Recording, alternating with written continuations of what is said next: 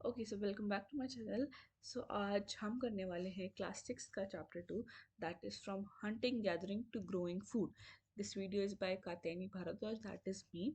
तो हमने last chapter में ये पढ़ा था कि जो अर्ली लोग सेटल हुए थे रिवर के बैंक्स पे, विंध्यास में, सुलेमान के हिल्स पे, वो कौन थे? हंटर गैदरर्स थे। क्यों? क्योंकि वो एनिमल्स को हंट करते थे और different varieties of fruits, nuts वगैरह को इकट्ठा करके अपने लिए फूड जमा करते थे। बट हम इस चैप्टर में क्या पढ़ेंगे कि जो वो लोग हंटर गैदरर्स थे वो स्लोली स्लोली खुद क्रॉप प्रोडक्शन पे कैसे आ गए, उन्होंने अपना फूड कैसे खुद ग्रो करना शुरू कर दिया। ठीक है। तो जो अर्ली टाइम के लोग थे उनको हंटर गैदरर्स क्यों बोलते थे, उसका रीज़न क्या था? सो उनको हंटर गैदरर्स इसलिए बोलते थे क्योंकि एक तो वो एनिमल हंट करते थे अपने किसके लिए, फूड रिक्वायरमेंट के लिए। प्लस वो अलग अलग चीज़ें गैदर करते थे, for example fruits, roots, nuts, seeds, leaves. तो अपनी फूड लाइक अपनी जो स्टार्वेशन है उसको सेटिस्फाई करने के लिए एक तो वो एनिमल्स का हंट करते थे, plus they use to gather things. जो अलग अलग टाइप की थिंग्स थी उनको गैदर करके दे यूज टू कलेक्ट फूड, इसलिए उनको क्या बोला जाता था? Hunter gatherers. फाइन। अब है हंटर गैदरर्स जो थे वो एक जगह पे नहीं रुकते थे, हमने पढ़ा था they used to travel from here and there. Merchants वगैरह जो थे सब एक जगह से दूसरी जगह ट्रैवल करते थे। पर वो क्यों करते थे? फर्स्ट ये था, अगर वो एक जगह रह रहे हैं तो स्लोली एंड स्टेडीली क्या होएगा, वहाँ पे जो अवेलेबल रिसोर्स हैं वो एक टाइम के बाद खत्म होने शुरू हो जाएंगे। पर नेचुरल सी बात है, अगर आप किसी ऐसी जगह पे रह रहे हो जहाँ पे आप टोटली डिपेंडेंट हो एनवायरनमेंट पे, राइट, तो वहाँ के फ्रूट्स, जो लीव्स हैं वो सब एक पॉइंट पे आके ख़त्म होंगे। अब एनिमल्स एक हद तक, लिमिट तक अवेलेबल होंगे आपको एक एरिया में। तो अगर आप ज़्यादा टाइम तक एक एरिया पे रुकोगे तो वहाँ के रिसोर्सेज फिनिश हो जाएंगे, राइट। तो इस चीज़ की वजह से वो लोग एक जगह से दूसरी जगह ट्रैवल करते थे। सेकेंड वॉज, जो वाइल्ड एनिमल्स होते हैं आपने देखा है जनरली वो एक जगह नहीं रुकते।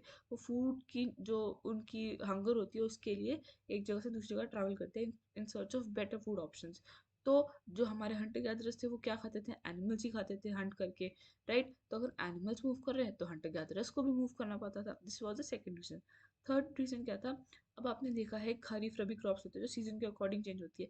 तो उसी प्रकार जो हमारे फूड जो फ्रूट्स होते हैं वो भी सीजनल होते हैं कि कुछ जैसे हमारे समर्स में मैंगो आता है, विंटर्स में मैंगो नहीं आता, राइट। तो वो क्या होता था, अब जहाँ पे वो रह रहे हैं, सपोज वहाँ पे कोई समर में फ्रूट आ रहा है, ठीक है, लेकिन विंटर में वहाँ पे कोई फ्रूट ही नहीं है। तो उस अपनी नीड को, अपनी हंगर को सेटिस्फाई करने के लिए उन्हें फिर ऐसी जगह जाना पड़ता था जहाँ पे उस सीजन में फ्रूट या जो भी उनकी रिक्वायरमेंट है वो अवेलेबल हो। ठीक है। अब है वाटर। अब क्या होता है, समर सीजन में बहुत जगह जो लेक्स है वो ड्राई हो जाती हैं। तो अपनी वाटर की नीड को फुलफिल करने के लिए, क्योंकि वाटर बहुत असेंशियल है आपको सर्वाइवल के लिए, आप फूड के लिए एक दो दिन रुक सकते हो बट वाटर के बिना नहीं सर्वाइव कर सकते, राइट। तो अपनी वाटर की रिक्वायरमेंट को फुलफिल करने के लिए वो एक जगह से दूसरी जगह ट्रैवल करते थे, राइट। हमें हंटर गैदर्स के बारे में पता कैसे चलता है? जो हमारे आर्कोलॉजिस्ट हैं उनको क्या मिले हैं? टूल्स मिले हैं। और वो टूल्स किस किस चीज़ के लिए यूज़ होते थे? एनिमल्स को हंट करने के लिए, वुड को कट करने के लिए, राइट, वुड को जलाने के लिए, उनको कट पीसेस में कट करने के लिए, या मीट पकाने के लिए। तो वो इस तरीके के टूल्स मिले हैं जिससे हमें पता, उनके बारे में थोड़ा बहुत एविडेंस मिलता है, राइट। आप आपकी बुक में कॉर्नर में एक पैराग्राफ दे रखा है अबाउट भीमबेटका। भीमबेटका आपको मध्य प्रदेश में है। तो वहाँ पे क्या साइट एविडेंसेस किसके मिले हैं?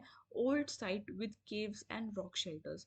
तो वहाँ पे केव्स के शेल्टर मिले हैं, ह्यूमन मेड केव्स के और रॉक शेल्टर्स के। तो इससे हमें क्या पता चलता है कि ये थोड़ा एविडेंस है, लाइक ये क्लू है कि हाँ, यहाँ पे कभी ना कभी लोग ने रहा होगा, राइट। और ये कहाँ पे? नर्मदा वैली के आसपास, जहाँ पे फर्स्ट सेटलमेंट्स हमें पता चलते हैं, जो उसका बैंक है, राइट। अब है कुरनूल के बारे में।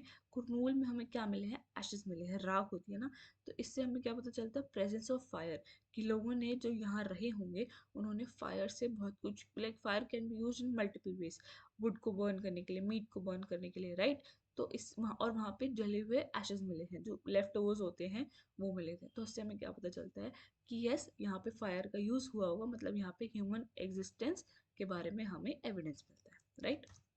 अब है हमारी हिस्ट्री को 3 एजेस में डिवाइड कर रखा है। First is the Palaeolithic, second is the Mesolithic, third is the Neolithic. Palaeolithic में क्या था? पैलियोलिथिक एज को हम ओल्ड स्टोन एज भी कहते हैं और इसके टाइम ड्यूरेशन क्या है? 1 बिलियन ईयर्स अगो से लेके 12,000 ईयर्स अगो तक, ठीक है, ये इसकी टाइम ड्यूरेशन है। सेकंड इज मेसोलिथिक एज और द मिडिल स्टोन एज। ये इसकी टाइम रेंज क्या है? From 12,000 years ago till 10,000 years ago तक इसकी टाइम ड्यूरेशन है। प्लस अ बोनस पॉइंट, इस टाइम के जो टूल्स थे उनको क्या बोलते थे? माइक्रोलिथ्स। तो आप मेसोलिथिक से याद रख सकते हो microliths. Fine. Last is the Neolithic age that extends from 10,000 years years ago till now. तो अभी तक का जो टाइम ड्यूरेशन है that is we are living in the Neolithic age. Fine. अब है जो हमारे हंटर गैदरर्स थे वो धीरे धीरे फार्मिंग और हर्डर्स पे कैसे चेंज हुए, राइट. वो फार्मर्स कैसे बने, वो हर्डर्स कैसे बने.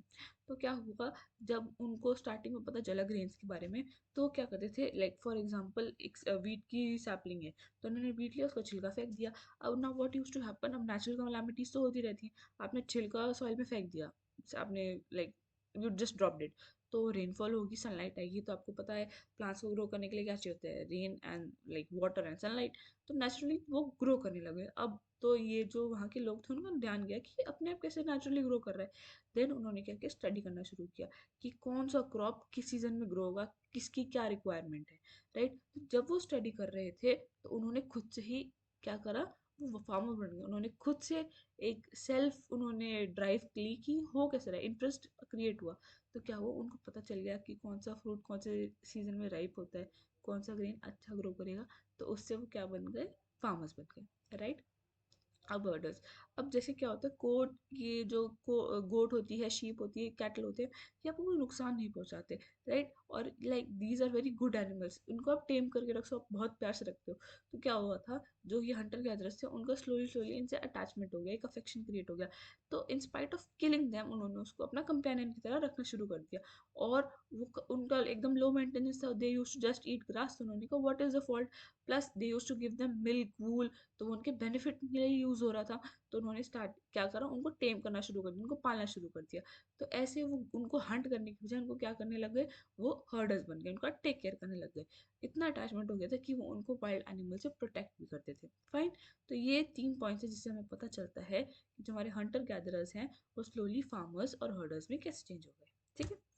अब क्या हुआ, जैसे कि अब ग्रेन हुआ, तो आप ग्रेन अब एक ग्रेन ग्रो हो गया. अब आपकी फूड रिक्वायरमेंट एक टाइम की एक सर्टन अमाउंट की है, तो बाकी ग्रेन का क्या करें, उनको स्टोर कहाँ करें.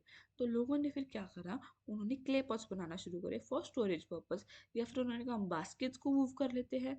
फिर किसी के दिमाग में ये भी आइडिया आया कि हम अंडरग्राउंड जो पिट्स बना लेते हैं उनको कवर कर देंगे, फूड ग्रेन्स डाल के उसमें रख देंगे. तो ये सब जो स्टोरेज था, जो एक्सेस क्वांटिटी थी, बिकॉज आप अगर आप 1 हेक्टेयर में ग्रो कर रहे हो कोई चीज़, तो आप 1 हेक्टेयर एक बार में तो नहीं खा सकते, राइट. तो एक्स्ट्रा बचता था, तो उसको स्टोर करने के लिए उन्होंने क्या किया, क्ले पॉट्स को इन्वेंट किया, बास्केट्स को मूव किया, और क्या बनाई, जो ग्राउंड में पिट हाउसेस बनाए, डक किए पिट हाउसेस फॉर स्टोरेज पर्पस.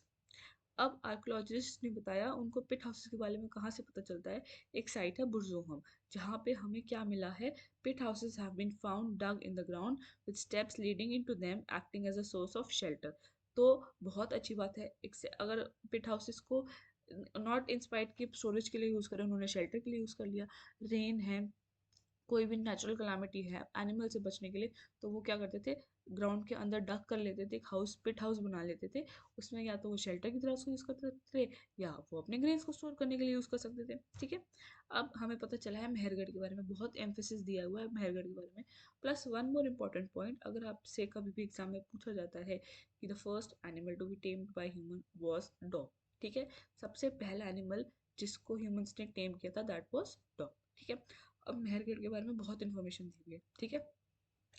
सो मेहरगढ़ के लोग सबसे फर्स्ट थे जिन्होंने क्या लर्न किया था, कैसे वीट और बार्ली को ग्रो करना है. ठीक है. ये पहले लोग थे जिन्होंने, एक तो इन्होंने वीट और बार्ली को ग्रो कैसे करना है वो सीखा था, प्लस यही पहले थे जिन्होंने शीप्स और गोट्स को पालना शुरू किया था, रियर करना शुरू किया था. ठीक है. यहाँ पे एनिमल्स की बोन्स भी मिली गई हैं कि जब मतलब एवोल्यूशन हुआ तो क्यों, जब एनिमल्स किल हो गए होंगे तो एनिमल्स की बोन, उसके रिमेन्स पाए गए हैं. ठीक है.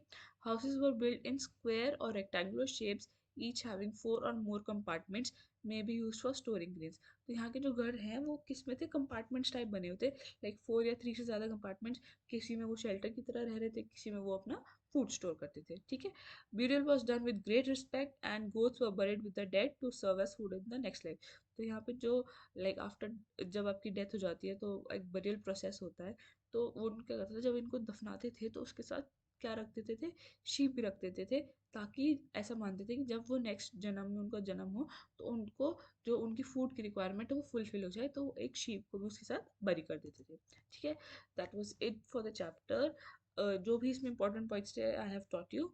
This was a quick short summary. If you like the video, please hit the like button and drop your comment. I'll have a look on your valuable feedback. Subscribe to the channel. Bye.